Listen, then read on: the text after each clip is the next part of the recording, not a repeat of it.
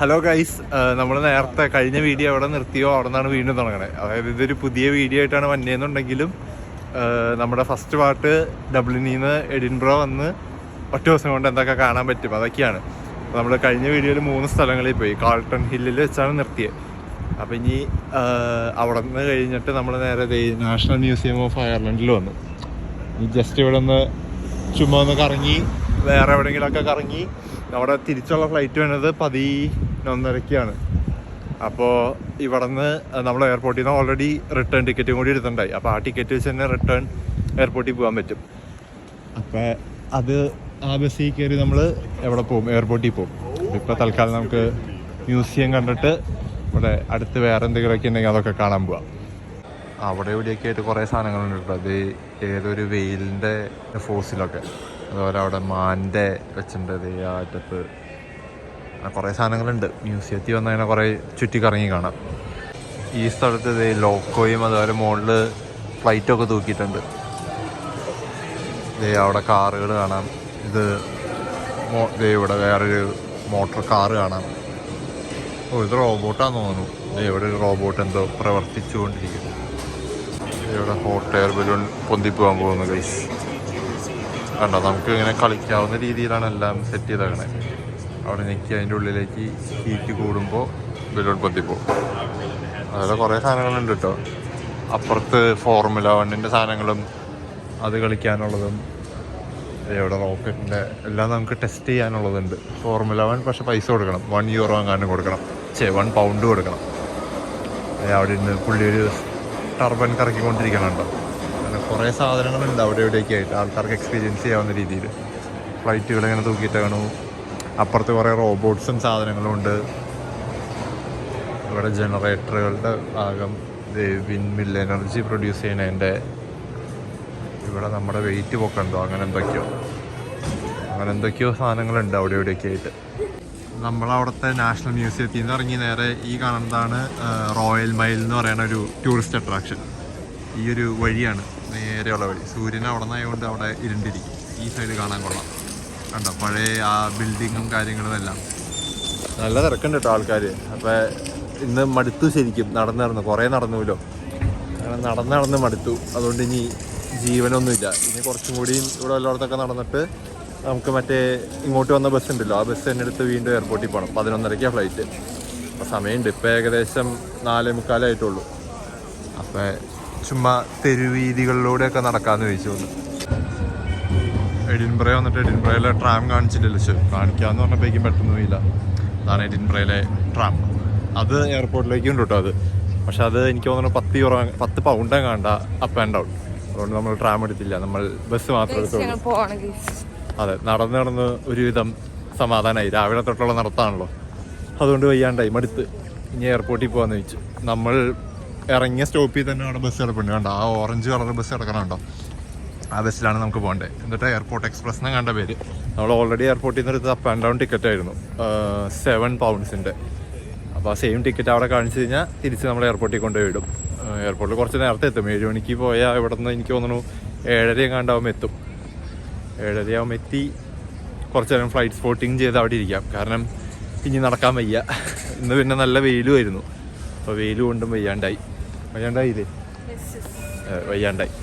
നമ്മൾ ബസ് കയറി പോവാം. ഈ ബസ് എയർപോർട്ടിലോട്ടാട്ടോ. ഈ ബസ് പക്ഷേ £8 അപ്പ് ആൻഡ് ഡൗൺ. എയർപോർട്ടിൽ നിന്ന് ഇവിടെ കൊണ്ടുവന്നാക്കും, ഇവിടെ നിന്ന് തിരിച്ചു പോകാനും. കണ്ടോ അവിടെ റിട്ടേൺ £8 എഴുതിയിട്ടുണ്ട്. നമ്മൾ എയർപോർട്ടിൽ ഇറങ്ങിയപ്പോൾ കണ്ടായിരുന്നു. അപ്പോൾ ഈ ബസ് പോവാണോ? അന്ന് അടുത്ത ബസ്സിന് പോവാം. 7:15 ബസ്സുണ്ട്. 7:15 ബസ്സിന് പോവാം.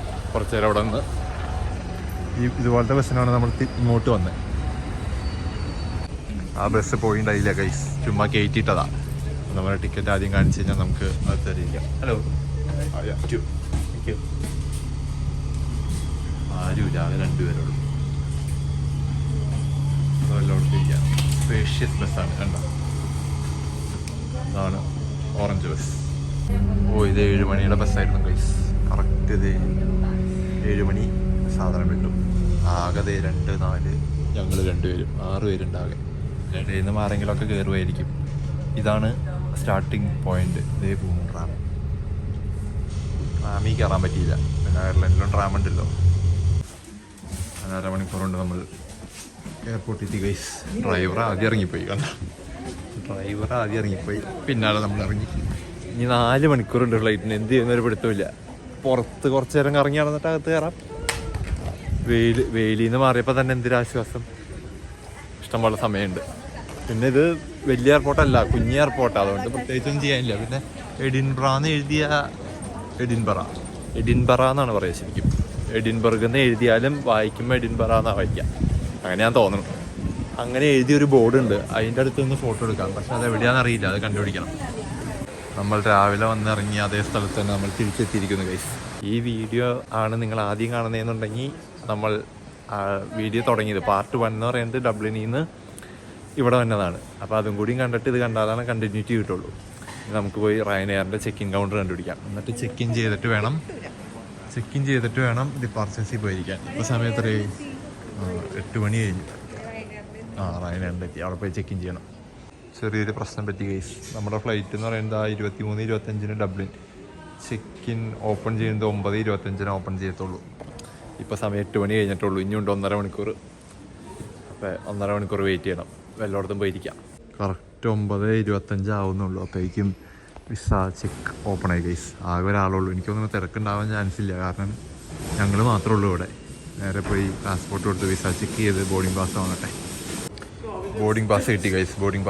ആകെ ഞങ്ങൾ മാത്രം ഉണ്ടായുള്ളൂ അവിടെ. പുള്ളിക്കാരിയോട് ചോദിച്ചു ഫ്ലൈറ്റ് ഫുള്ളാണെന്ന് ചോദിച്ചപ്പോൾ പുള്ളിക്കാരി പറഞ്ഞു അല്ല, ആൾക്കാർ തീരെ കുറവാന്ന് പറഞ്ഞു. അപ്പോൾ മിക്കവാറും ഇഷ്ടംപോലെ സീറ്റ് ഉണ്ടാവും. അപ്പോൾ നമുക്ക് ഇഷ്ടമുള്ള സീറ്റിൽ പോയിരിക്കാം. അതെ, വിൻഡോ സീറ്റിൽ പോയിരിക്കാം. സെക്യൂരിറ്റി ചെക്കിങ് സൂപ്പറായിരുന്നു. കാരണം നമ്മൾ മാത്രമേ ഉണ്ടായുള്ളൂ. നമ്മൾ നേരെ ചെന്നു, നമ്മളെ സ്കാൻ ചെയ്തു, നമ്മളോട് പൊക്കോളാൻ പറഞ്ഞു. വേറെ പ്രത്യേകിച്ചൊന്നും ഉണ്ടായില്ല. ഇത് ഏകദേശം എയർപോർട്ട് അടച്ച മട്ട. Duty free തുറന്നിരിപ്പുണ്ട്.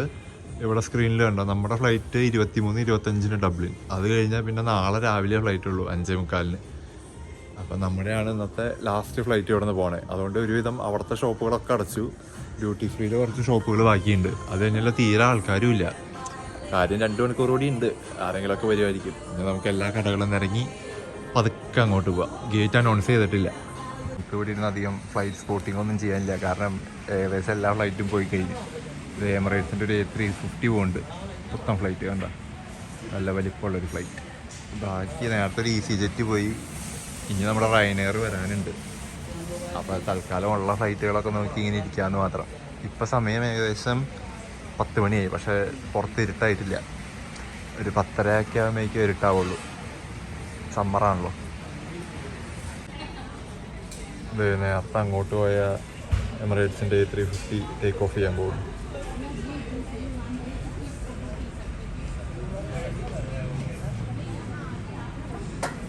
അങ്ങനെ ദുബായിക്ക് പോയി ഗൈസ്. ഇത് പോണൊരു ഫ്ലൈറ്റ് ഉണ്ട്, കുഞ്ഞൊരു ഫ്ലൈറ്റ്, പ്രൈവറ്റ് ജെറ്റ് പോലെ. ലോഗൺ എയർ എന്ന് പറയുന്നത്, അതാണ് സ്കോട്ട്ലൻഡിൻ്റെ ഫ്ലൈറ്റ്. അതിൻ്റെ ടെയിൽ കണ്ടോ, ഏകദേശം മറ്റേ ഇവിടെയുള്ള ഒരു പാവാടയുടെ ആ ഒരു സാധനമാണ് അതിൻ്റെ ടെയിലിൽ തന്നെ.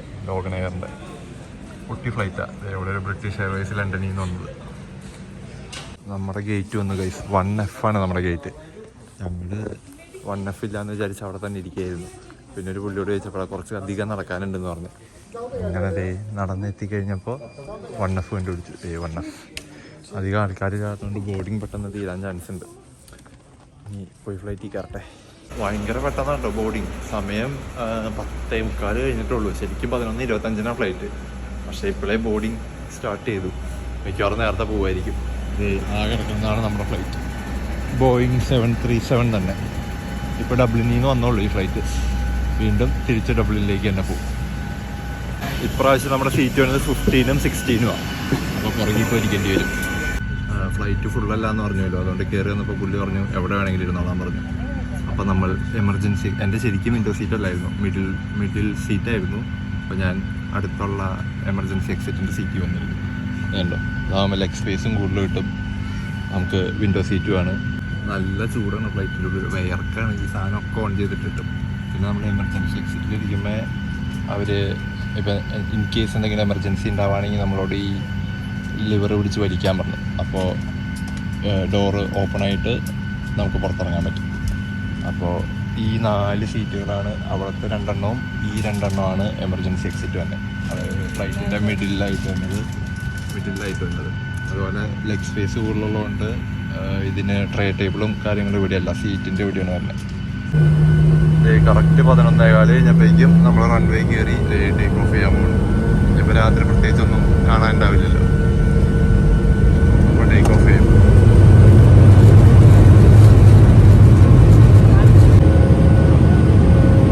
കറക്റ്റ് 12 മണിയായപ്പോൾ ഫ്ലൈറ്റ് കറക്റ്റ് കൊണ്ടുവന്ന് ലാൻഡ് ചെയ്തു.